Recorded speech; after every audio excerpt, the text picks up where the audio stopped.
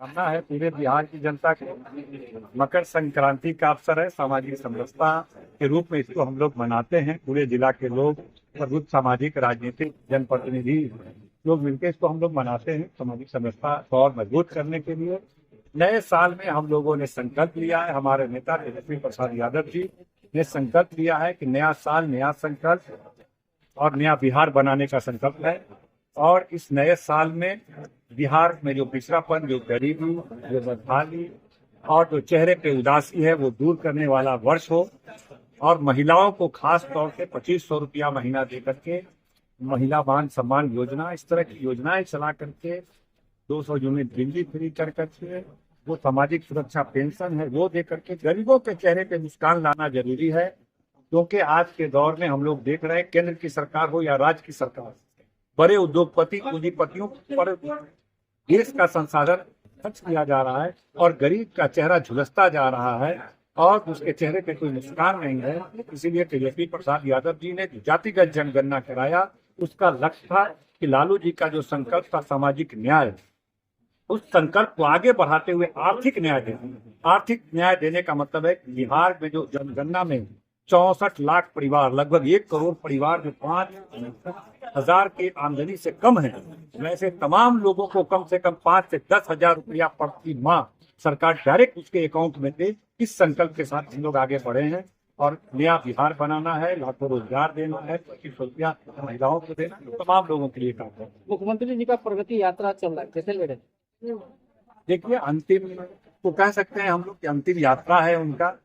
और ये कह सकते हैं कि श्री कृष्ण जी, जिनको हम लोग अपना आदर्श मानते हैं, उन्होंने अंतिम समय में एक वक्तव्य दिया था कि इंसान जब धरती पर जिस उद्देश्य के लिए आता है, जब वह उद्देश्य पूरा हो जाए तो उसको वहां से अपनी जगह छोड़ देनी चाहिए और नए पीढ़ी को जिम्मेदारी देना चाहिए कि वो नए तरीके से अपने इलाके का निर्माण करें।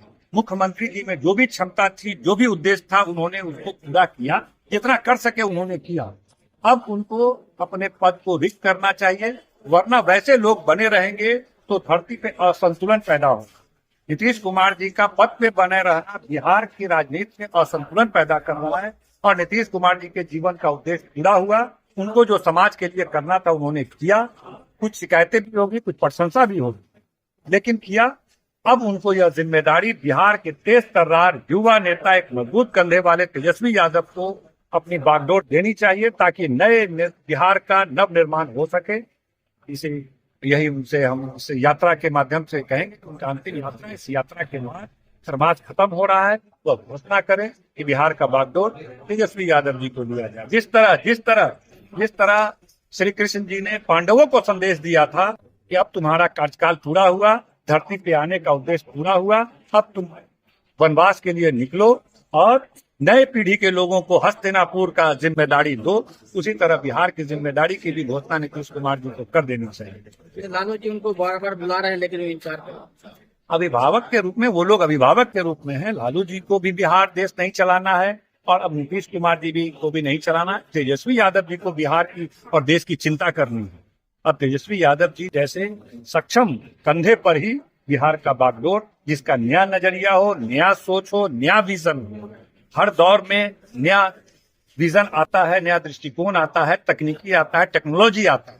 तो पुराने जो वर्जन होता है उसको हट करके नया वर्जन आता है।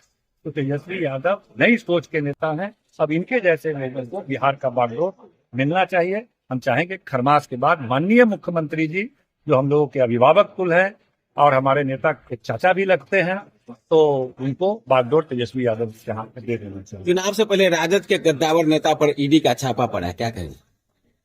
ये सब तो लगातार चल ही रहा है। भारतीय जनता पार्टी विपक्ष के लोगों को अपने तमाम एजेंसियों का दुरुपयोग करती ही रहती है।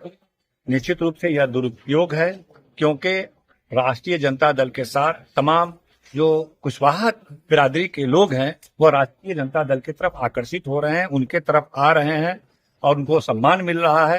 तो इन लोग में बेचैनी है कि तमाम लोग इधर आ रहे हैं। तो एक राजद के बड़े नेता हैं, उनको डराने के लिए, धमकाने के लिए, अपने पाले में लाने के लिए, ब्लैकमेल करने के लिए इस तरह की कार्रवाई पूरे देश में देखने को मिलती है। ईडी का छापा पड़ता है और 6 महीने के बाद उसको पार्टी में मिलाने का दबाव दिया जाता है। लेकिन आलोक मेहता झुकने वाले नहीं है, हारने वाले नहीं है और इस तमाम चीजों का मुकाबला किया जाए।